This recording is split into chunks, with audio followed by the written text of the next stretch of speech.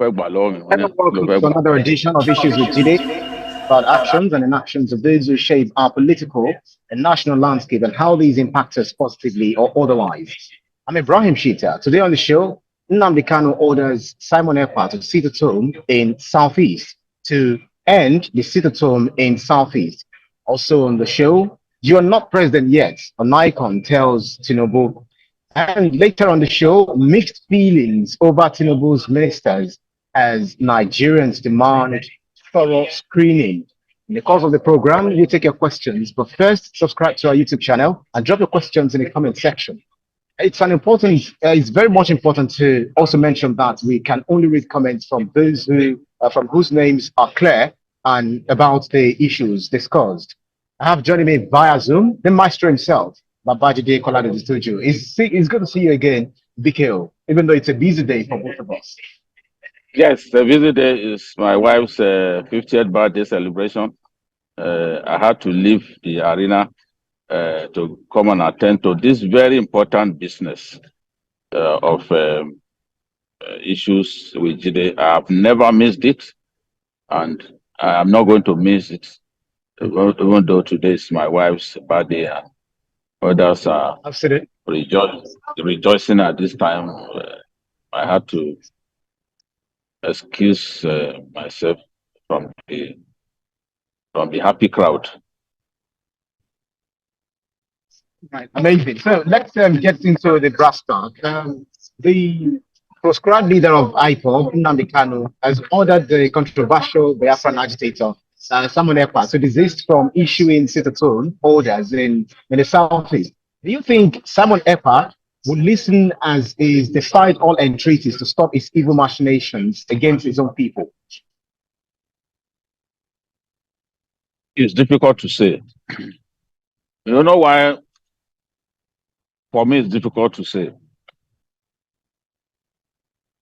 IPOB instituted the sit-at-home variant of civil disobedience in the first place. IPOB, after some time, decided that sit-at-home would only happen on days when Nnamdi Kanu is brought to court. So if on a Monday Nnamdi Kanu does not have a date with the court, then by IPOB's proclamation, as delivered by a powerful the spokesman of IPOB, there will be no sit-at-home. But what we've seen in the last couple of years is that even on days when Nnamdi Kanu has no dates with the judge handling his matter, even on days when Nnamdi Kanu's matter is not before the courts for hearing, you still find cultists, brigands, and other non-state actors forcing people to sit at home. To make matters worse, this fellow based in Finland, Ekpa, suddenly appeared on the scene and came up with his own version of sit-at-home. He will sometimes say that for 7 days, people should not go to work. Sometimes he will even decree curfew. So it is clear that this fellow is operating on a different wavelength. He is not behaving like he's responsible to anybody. He's not even behaving like he's taking instruction from Nnamdi Kanu in the first place. That is why I said it's difficult to say at this stage whether, despite the fact that Nnamdi Kanu put it in writing that he should stop the sit-at-home type of civil disobedience, he will listen. I am not sure he will listen. I hope I can be wrong on this matter, but he's not behaving like he's behaving like someone. He's behaving like someone reporting to himself. I mean, someone responsible to himself and to no one. So, but it is significant that Nnamdi Kanu has come out to say, no, you, Ekpa, with effect from this day, stop telling people to sit at home. So, if this whole thing is about Nnamdi Kanu, if this whole struggle is about Nnamdi Kanu, it makes sense that once Nnamdi Kanu has said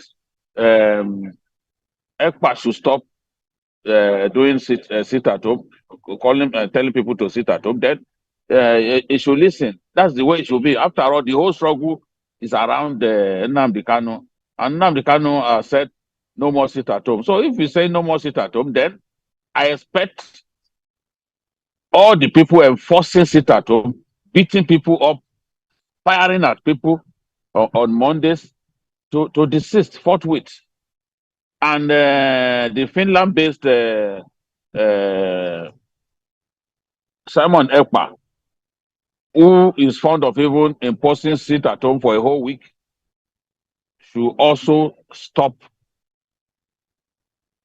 telling people to sit at home. Since the man who started this whole thing, about whom this matter came up in the first place, has said no, there will be no sit at home. So I hope our people can get a breather in the southeast. They really need it because they suffered enough. People have lost their jobs. People have lost their means of livelihood.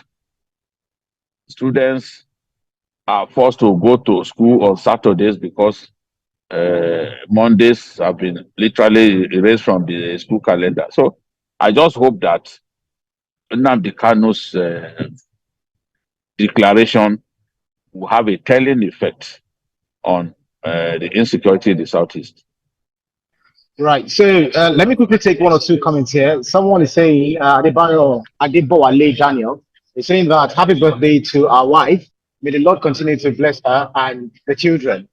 Fiona Nakaiza is speaking to the issue. He says the leaders of the Southeast region failed Igbos. They had a chance to nip this crisis in the bud in the early stages. Rather, they ignored it.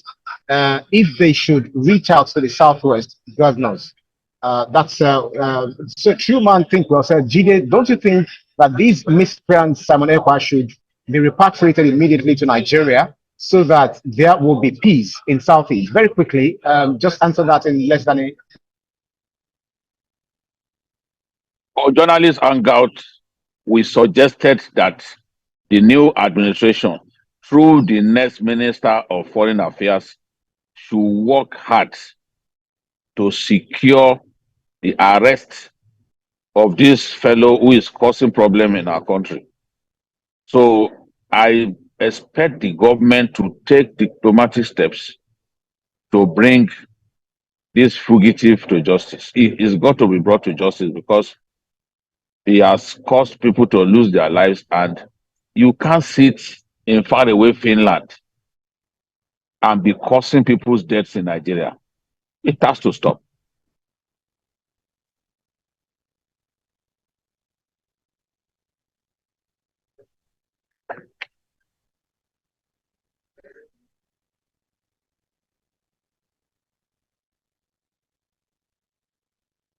Prime, let's go. Right. Okay. Right. Because so let's change tack by looking at the Archbishop Emeritus of the Catholic Diocese of Abuja, John Cardinal Onaiyekan, who said that Bola Tinubu is not yet Nigeria's president until the courts have finished their job. Added that the president is obviously laboring under a very serious liability of questionable legitimacy.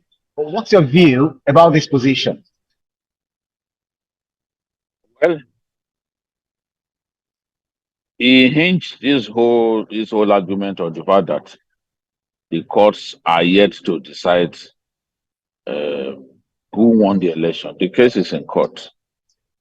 But Bola Ahmed Tinubu has been sworn in as president of Nigeria. There is no way we will continue as a country without a president in place. The law envisages that there will be anarchy and it will be something similar to the Hobbesian state of nature, with everyone for himself. There cannot be a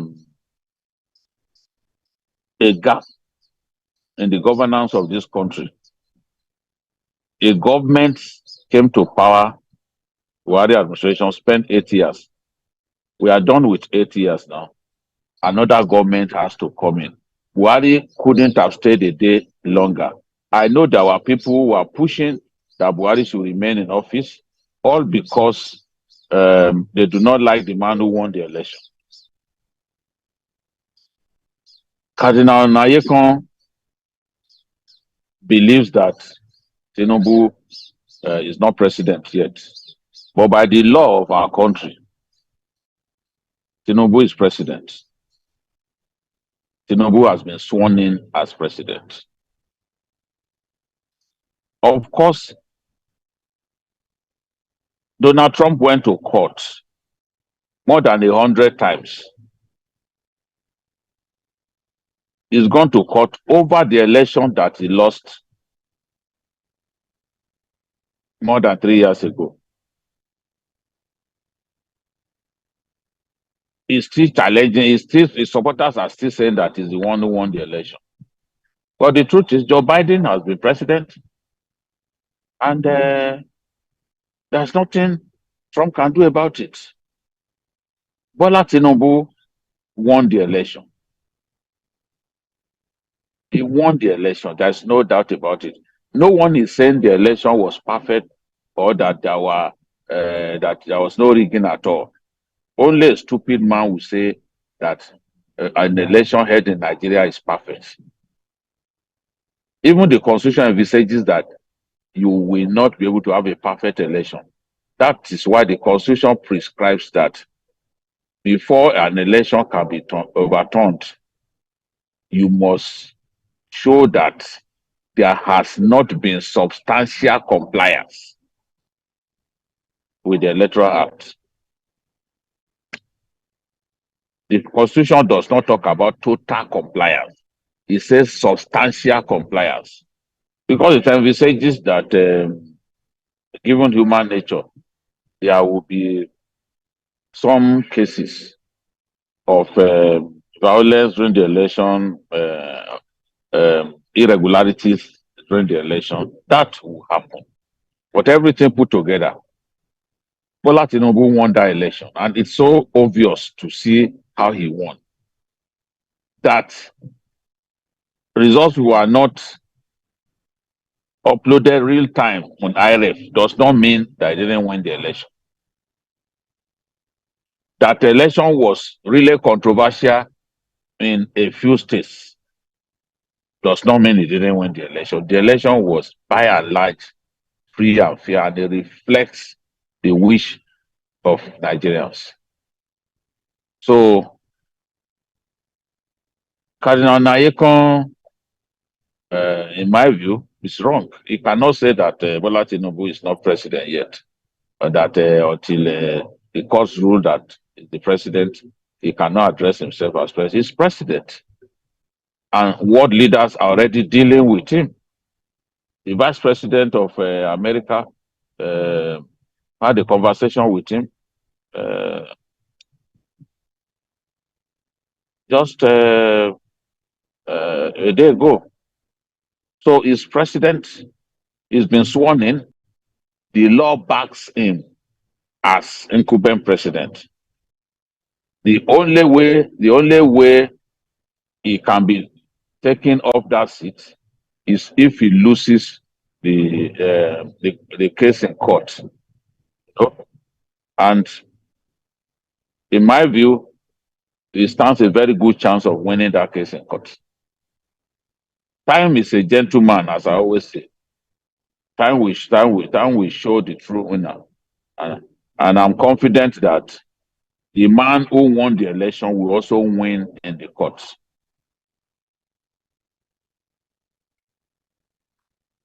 Right, so let me quickly take one or two comments here. Mark Oyaide says, personally, I don't care who sits as president, only that the person does a good job. What strategy does Tinubu have to revive our economy? Has he started to revamp our refineries or textile mills? He said all of these things are just diversionary tactics. Fiona Kaiser said I think the comments are actually pouring in. He said Nigerian religious leaders are the most political in the world. Look at how they divided their followers by making false predictions.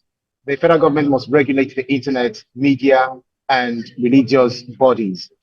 So another one comes, Godwin of Sato says the bishop is still suffering from election defeats. The candidate he campaigns for did not win.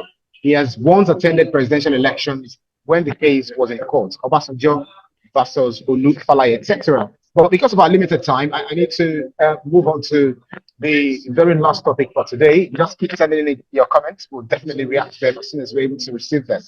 So mixed feelings have actually greeted President Tinubu's list of ministers. Some Nigerians are, however, demanding thorough screening, even though portfolios haven't been assigned yet. What's your reading of this latest development? I think that many Nigerians expected there will be far more technocrats on that team than they have seen. But most of the politicians that the president chose, a good number of them are politicians, but with the capacity that technocrats have. You look at someone like the Ebonyi state governor, former Ebonyi state governor, um, Dave Umahi. Dave Umahi, a very good civil engineer. He did excellently well in Ebonyi State. So, if in terms of infrastructure, he did fantastically well in Ebonyi State. Look at Nyesom Wike. They call him Mr. Infrastructure. I doubt if any governor of his generation can say that he outperformed him in the area of infrastructure.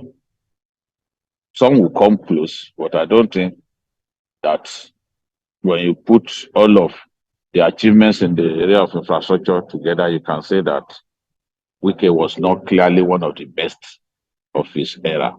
So I see Wike as somebody who would do a good job if you give him the Niger Delta Ministry, for example, because we need the east-west road to be fixed. There's a lot of infrastructure deficit in the Niger Delta states that I think this administration has to address. Now, you can imagine having someone like that, having someone like Umahi in the same administration. You give someone like Umahi Works Ministry, for example.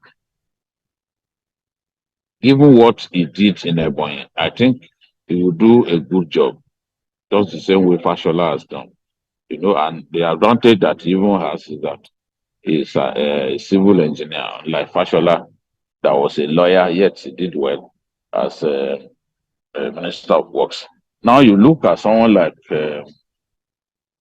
El-Rufai. El-Rufai is likely to get the power ministry. You cannot say that El-Rufai is a career politician. In fact, some have described him as an accidental politician, because he is a first-class quantity surveyor, and he doesn't have the ways of the average politician. He's just someone who is not afraid to ruffle feathers, and is very, very direct, very determined. When he wants to achieve something, he goes out to achieve it. I may not like some of his ways, But as a governor in Kaduna State, I think he also did well. So the president got some of the best governors. You bring in someone like Badaru. I think Badaru can do a good job as a Greek minister, for example, because he understands that terrain very well and is an industrialist. So I think that yes, people expected more technocrats, but some of the politicians that he chose, they are not too far away from the kind of people that we wanted. You look at Adelabu. Adelabu was deputy governor of the central bank. Uh, and yes, he's been a politician for a few years.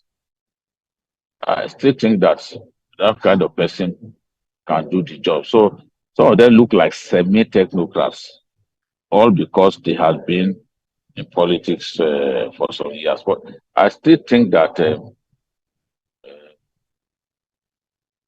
yes, as much as we wanted a lot of technocrats in that cabinet, but the president had to balance things. There's a lot of crisis in the APC states, and some of those states, people are not even happy with some of the choices that the president has made.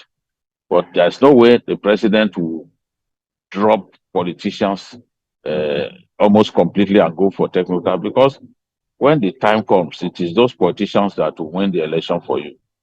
The technocrats do not really have electoral value. So the president was just trying to balance things, juggle things up. And you can see some of the states where he has not nominated anyone so far, or those 14 states, there is crisis in them, you know. So there's crisis in them. So he's trying to pick people that party members won't get up in arms and say, no, we do not like these people.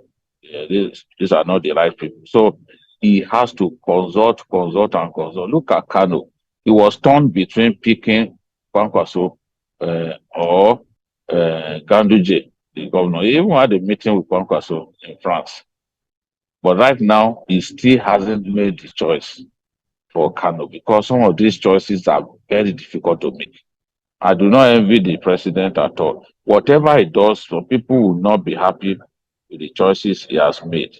And we can only hope that at least some of the people that he chose give a very good account of themselves. But the way things are, uh, Nigerians are angry about the state of affairs of the nation. The poor man is getting poorer, and they can't wait to see the ministers go to work and change our situation in Nigeria. So there's nothing the president could have done to please everybody. It will still have been difficult to please everyone. So I can see that some are complaining, for example, that the man that the president picked from Ogun State, Olawale Edun, is not someone that they like, it's not someone they are familiar with, but it is the president's call. It is his duty to pick those ministers. He's the one who will work with them. If it doesn't succeed, we will come out and say, look, the president has failed. So we should be able to leave him to choose the people who will work with him all by himself. Hopefully, we'll have more women, because there are 7 women out of the 28 so far. Hopefully, out of the remaining 14, we'll have a good number of. We'll have more women out of the remaining 14, 14, no, 24. Okay, we are supposed to have 42 ministers. So we have 28 now. Hopefully, out of the remaining ministers that the president will make, we will have more women, because some women are complaining that they didn't pick, the president didn't pick enough, and that some people he picked didn't really work for the party. So as I said earlier, you can't please everyone. You can only give your best. Just pick those that you think will complement you and help you to achieve your aims. That's all. Right. Right. So, Kimere H. Achilefu says 22 to 24 should be the ceiling. There ought to be a constitutional amendment to constitutional amendment to, I don't know, it just disappeared right now. So let me take another comment if I'm able to see it again. Okay. There ought to be a constitutional amendment to allow for equal zonal appointments rather than these equal state appointments. Size of governance should be radically reduced. I know Ayodele said that is likely not going to have up to 42 and no minister for state due to paucity of funds. Babajide, talk about the women too. I think you already spoke to that. Vicky, what do you make of the choice of Adelabu ahead of APC members in your state? Though I like the choice, Adelabu, he has something to offer. In Kanu, do you see the president picking RMK or Gauna? Very quickly. I don't. No one can say who the president will pick. He's finding it difficult to settle for some individuals in some states. There's a lot of pushback, there's a lot of pressure, and there are people that he does not want to offend. But at the end of the day, he will still have to offend people. There's nothing he can do. For example, many people expected that Faleke will be made a minister. They thought he would be made a chief of staff, he never got it. They thought he would be made a minister, he never got it. And he was one of those who fought for the emergence of Asiwaju Bola Tinubu from the beginning, when others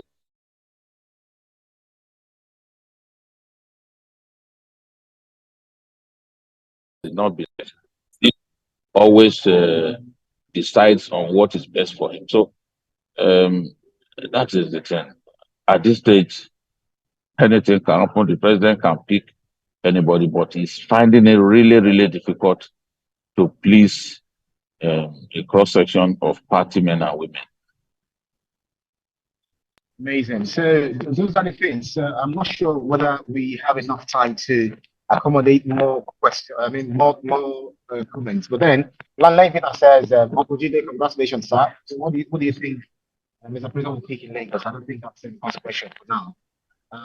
So many other comments here, which are talking about the previous topics we've talked about.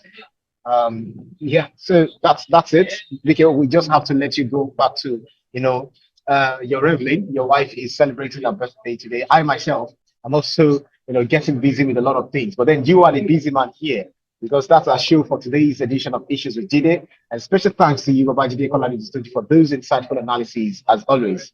Vicky. Yes, I thank you.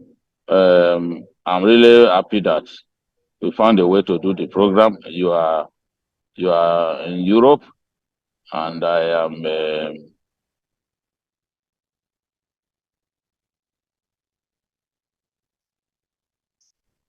also, I give God the glory. Right. Congratulations. So a lot of congratulatory messages are actually coming on the comment section. But then thanks to you, to our audience, for joining us on every edition. You can see the program again anytime by subscribing to our YouTube channel, TVC News Nigeria. Click on the subscribe button to get the latest information. You can also follow us on our social media platforms at TVC News NG. I'm also at Ibrahim TVC News. On behalf of the rest of the team, I'm Ibrahim Shita. See you again next edition. Bye for now.